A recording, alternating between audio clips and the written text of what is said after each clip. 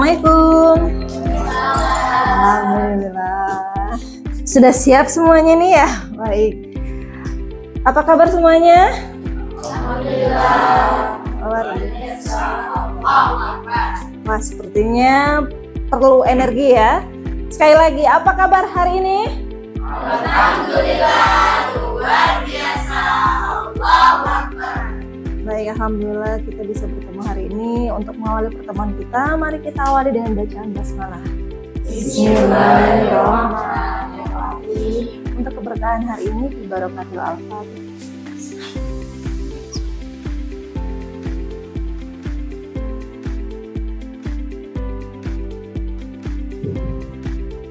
Silakan berdoa masing-masing.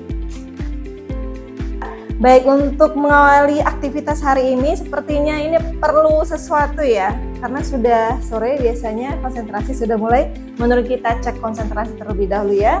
Baik, silakan semuanya tangannya di depan.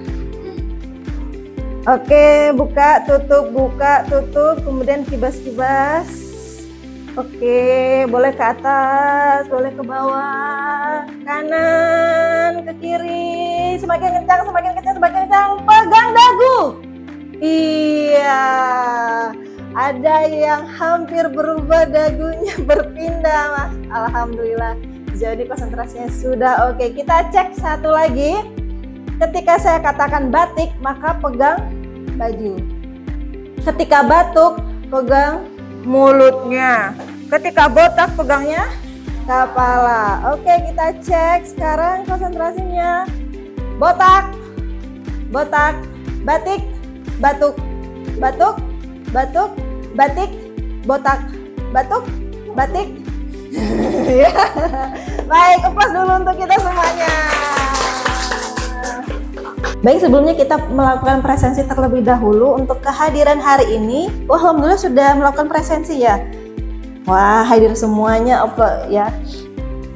Baik, untuk selanjutnya, sebelum melangkah ke pembelajaran hari ini, kita flashback terlebih dahulu materi sebelumnya yang sudah membahas tentang beberapa teori yang berkaitan dengan pembelajaran ya, yaitu teori kognitif. Ada yang sudah kita bahas, Piaget dan Vygotsky, walaupun Vygotsky juga akan kita bahas nanti terkait dengan pengkondisian sosial, karena kita akan melakukan interaksi sosial ya, yang berdasarkan kasus yang akan kita angkat hari ini. Kemudian ada teori dari behaviorisme, kita pakai Albert Bandura. Kemudian ada juga humanistik, yang sering dipakai adalah teori dari Maslow yang sangat erat kaitannya dengan kehidupan anak-anak ya. Dan kemudian konstruktivisme, yaitu tokohnya Vygotsky dan biasa lagi. Baik, untuk pertemuan yang ke-13 ini kita akan belajar bersama menggunakan metode case method, yang dimana nanti akan berdiskusi ya, part of 2. Nah, tentang masalah belajar dan penyesuaian diri anak. Untuk capaian pembelajaran hari ini, mahasiswa akan mampu menganalisis masalah belajar dan penyesuaian diri anak usia dini ya. Kemudian merancang solusi berdasarkan prinsip psikologi pendidikan dan nilai Islam. Nah, di sini juga akan mengintegrasikan nilai modernisasi beragama dalam penanganan masalah di PAUD. Jadi tidak lari dari sana, keberagaman, moderasi keberagama dan nilai-nilai Islam ya, untuk psikologinya. Baik, untuk awal ini, mengapa ada anak yang sulit mengikuti kegiatan kelas ya, menolak berinteraksi atau sering menunjukkan perilaku bermasalah?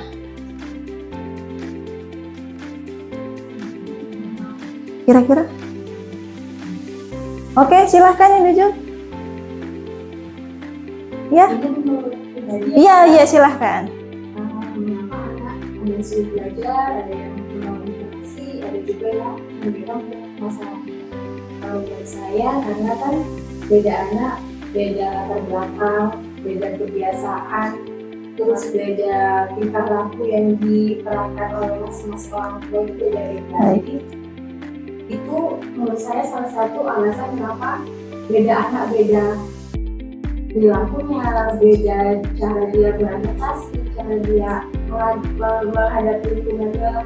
Oke, semuanya punya ciri khas masing-masing. Baik, itu konklusinya, punya ciri khas masing-masing. Ada pendapat lain atau sama? Iya, baik.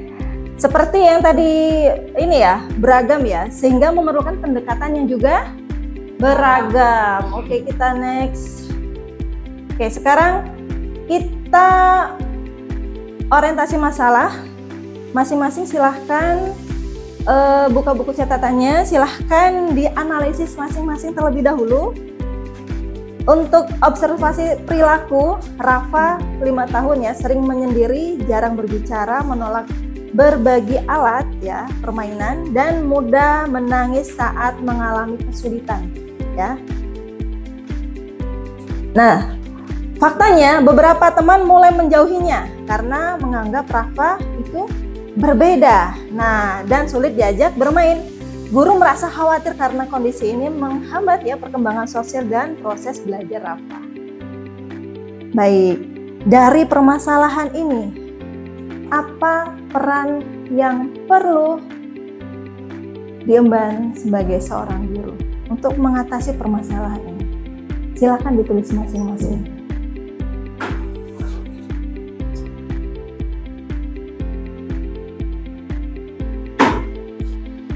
Baik, semuanya sudah menulis ya. Yang jelas semuanya sudah memiliki pendapat masing-masing tentang bagaimana guru dapat membantu Rafa ya, menyesuaikan diri dan mengembangkan kemampuan sosialnya. Ya.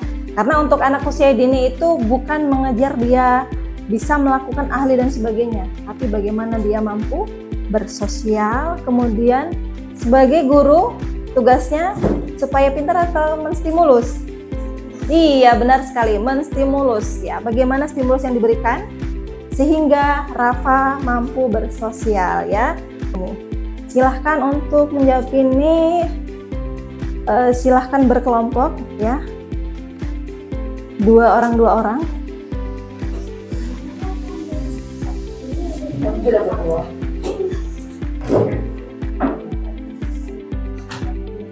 Silahkan didiskusikan ya.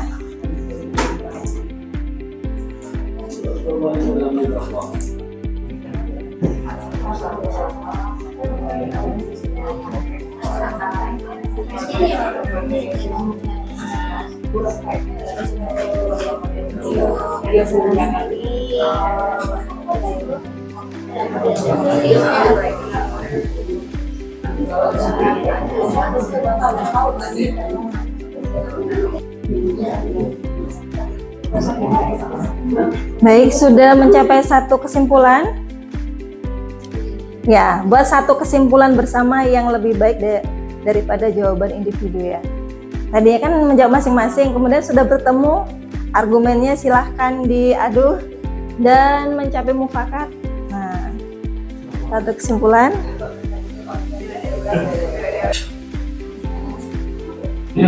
Baik, kelompok siapa yang ingin menyampaikan pendapatnya? Bagaimana solusi yang bisa dilakukan selaku guru menghadapi situasi ini? Ada? Ya, silakan.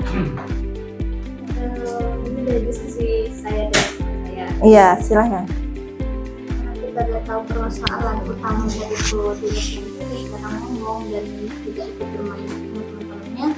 Jadi sebagai guru kita harus pendekatan personal dulu ke anaknya. Oke, personal terlebih dahulu. Kita bisa dapetin dia merasa aman dan nyaman sama kita dulu. Oke. Jadi setelah anak itu nyaman dan aman, pastinya dia akan bisa lebih tahu atau kita bertanya apa permasalahan di rumah, entah di sekolah, di lingkungan rumahnya. Karena masalah itu kan dari dua, eksternal dan internal. Iya. Kalau misalkan eksternal, kita tanya dulu apa yang mempengaruhinya, internal juga tanya tuh pasti ke orang tuanya. Baik. Nah, permasalahan internal dan eksternalnya kan pastinya kita perlu konselor. Oke. Konselor untuk bisa memberi solusi tepat untuk guru bagaimana menangani anak tersebut gitu ya. Jadi guru dan konselor bekerja sama agar kita mendapatkan solusi terbaik agar anak ini bisa lebih belajar dengan baik dan bersosialisasi lebih baik gitu. Oke. Tadi konklusinya membuat anak ini nyaman terlebih dahulu ya. Nah, apa saja hal-hal yang membuat nyaman anak usia dini? Apa aja sih yang buat nyaman? Pernah jadi kecil kan ya? Pernah mengamati anak-anak? Kira-kira apa hal yang membuat nyaman anak-anak? Suasana. Oke, berarti kalau suasana itu berkaitan dengan apa? Lingkungan. Ya. Lingkungannya dibuat senyaman mungkin. Oke, dari kelompok Ustadz menyampaikan bahwa lingkungan ya berpengaruh. Ada lagi apa yang perlu diupayakan sebagai guru selain membuat nyaman, kemudian lingkungan, kemudian oke, metode pembelajaran yang menyenangkan yang orientasinya ke siswa. Berarti fokusnya ke siswa sehingga siswa ini mampu mengupgrade kemampuannya. Ya, karena dia tadi nyaman lingkungannya, oke, metodenya mendukung sehingga dia mampu mengeluarkan apa yang menjadi bakatnya, kualifikasinya atau kemampuan dia bisa keluar sehingga guru tidak sulit lagi untuk melakukan pendekatan tertentu ketika anaknya sudah sudah nyaman. Baik, yang kita diskusikan barusan yaitu merupakan strategi power of two yang awalnya tadi masing-masing berdiskusi dengan diri sendiri ya, apa yang sudah dimiliki, kemudian berdiskusi berdua, dan selanjutnya berdasarkan analisis psikologi pendidikan, kemungkinan faktor penyebab kenapa Rafa merasakan itu ya, bisa jadi kurang percaya diri ya. Nah, sesuai tadi ya, kemudian kesulitan berinteraksi sosial. Namun ketika kondisinya nyaman, bisa jadi dia akan lebih mudah. Nah, pola asuh yang terlalu protektif bisa jadi yang ada di rumahnya. Kemudian pengalaman negatif sebelumnya, karena kita tidak tahu ya. Iya benar, trauma ya, bisa jadi itu trauma yang dialami. Kemudian perbedaan karakter dan temperamen sesuai disampaikan tadi oleh Ibu Dara tadi ya. Nah, perspektif teori Vygotsky dari teori konstruktivisme.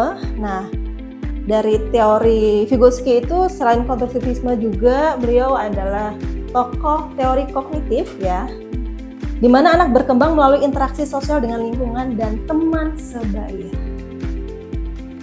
Terkadang tidak diajarkan di rumah, tapi tiba-tiba ke rumah bawa sesuatu, berarti lingkungan tadi yang mempengaruhi anak. Karena ini kemampuan untuk berinteraksi itu kemampuan dasar. Kita manusia sebagai makhluk sosial. Ada nggak yang tahan seminggu nggak ketemu orang?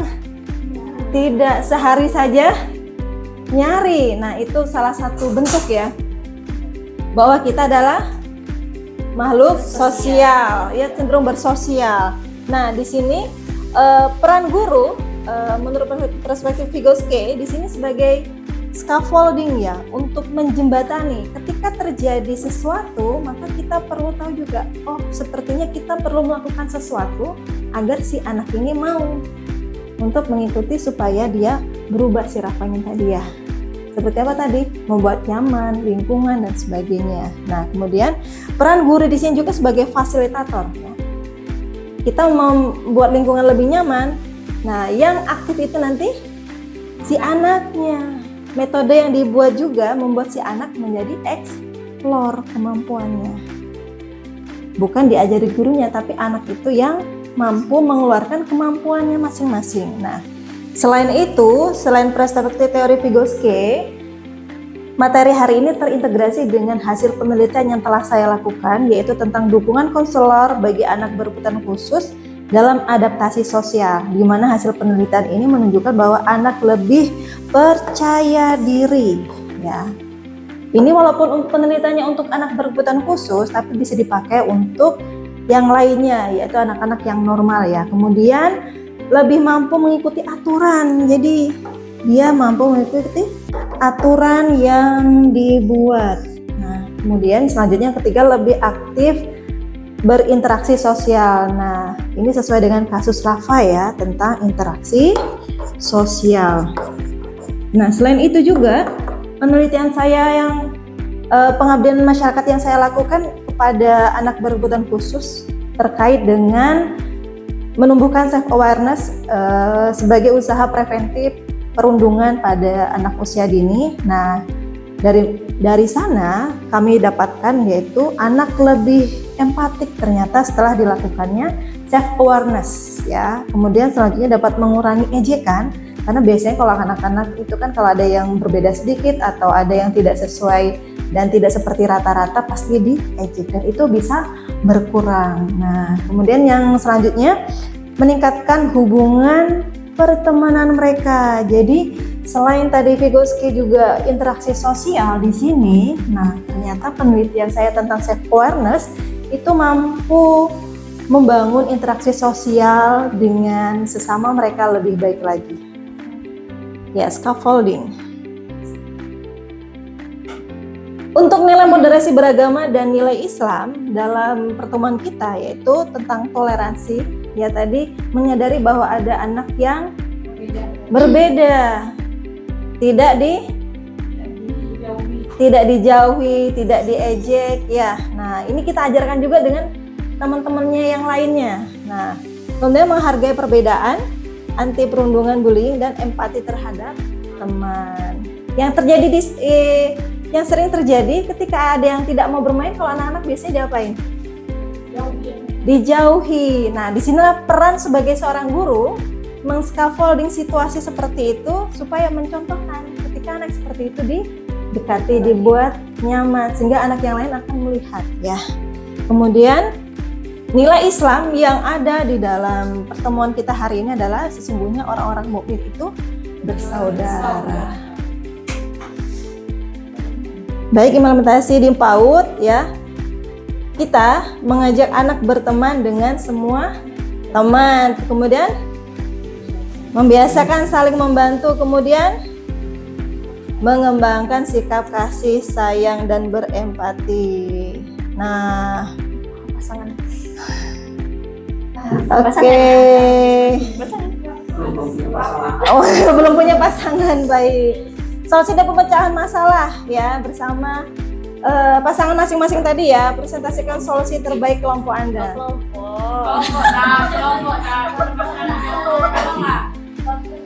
Baik, setelah tadi berargumen dengan diri sendiri, kemudian berdiskusi, dan ketika kita masukkan teori, nah sekarang ini adalah solusi ya terbaik. Oke, satu saja yang bisa memberikan solusi. Tadi udah hampir semua.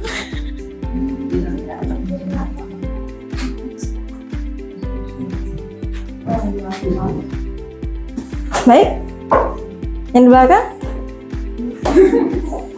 Kelompok sini? Salah satu caranya mungkin kita bisa buat permainan, tapi karena anaknya kan kondisi apanya kan dia kurang berinteraksi. Iya. Buat permainannya kan mungkin berdua bertiga yang kondisinya lebih kecil gitu lah. Oke, great solution. Tepuk tangan ya semuanya. Baik, dibuat nyaman dengan kelompok yang kecil dulu ya, kemudian baru besar ya, kemudian bertambah. Baik, demikian untuk pertemuan hari ini. Semoga kita sama-sama mendapatkan manfaatnya. Amin, Allahumma amin. Baik, refleksi kesimpulannya untuk hari ini. Apa pelajaran yang Anda peroleh dari kasus Rafa? Kita tidak bisa. Oke, silakan. Kita tidak bisa memberikan pendekatan yang sama kepada anak-anak. Oke, tidak bisa membuat pendekatan yang sama kepada semua anak ya. Berarti anak beragam dan pendekatannya pun beragam. Oke, mengapa setiap anak perlu perlakuan ini sudah tercover ya. Bagaimana moderasi beragama dapat membantu menciptakan lingkungan belajar yang inklusif?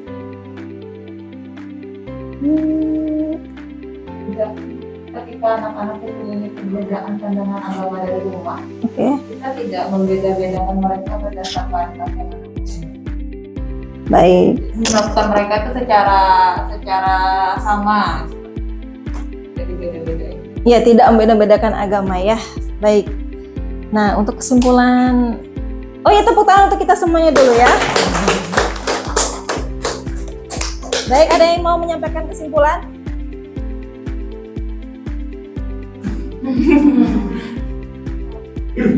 Kesimpulan hari ini silakan. Yang pertama, mungkin dari kelompok sini.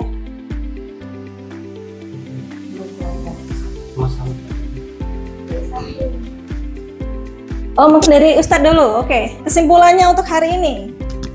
Pertemuan hari ini. Yang pertama apa kesimpulannya Ustadz? Masalah belajar dan penyesuaian perlu dipahami secara komprehensif. Oh, baik. Yang kedua, silakan. Siapa ingin menyampaikan kesimpulan hari ini? Guru harus Oke. menjadi fasilitator yang membantu perkembangan setiap anak. Oke, guru sebagai fasilitator membantu. Yang ketiga, ada? Ayo kelompok sini. Iya, silakan. Pendekatan PBL dan power of two melatih kemampuan berpikir kritis, kolaboratif, dan empati. Baik, ya yang metode yang kita lakukan tadi ya. Untuk selanjutnya ada lagi? Satu lagi. Oh, mungkin Ustadz senyum-senyum, silakan. Nilai Islam dan moderasi beragama sangat membantu sekali dalam menciptakan lingkungan. Baik, aplaus untuk kita semuanya. Untuk pembelajaran hari ini, alhamdulillah semuanya tercapai. Dan untuk penugasan, ya, selanjutnya adalah buatlah analisis kasus serupa 1 hingga 2 halaman tentang masalah belajar atau penyesuaian diri anak usia dini serta rekomendasi penanganannya, ya, berdasarkan teori psikologi pendidikan, nilai Islam dan moderasi beragama. Siap? Siap. Baik. Untuk hari ini kita cukupkan pertemuannya dengan baca hamdalah. Alhamdulillahirabbil alamin. Istighfar, astagfirullah. Doa kafaratul majelis. Subhanakallahumma wa bihamdika asyhadu an la ilaha illa anta astaghfiruka wa atubu ilaik. Demikian dari saya. Wassalamualaikum warahmatullahi wabarakatuh. Waalaikumsalam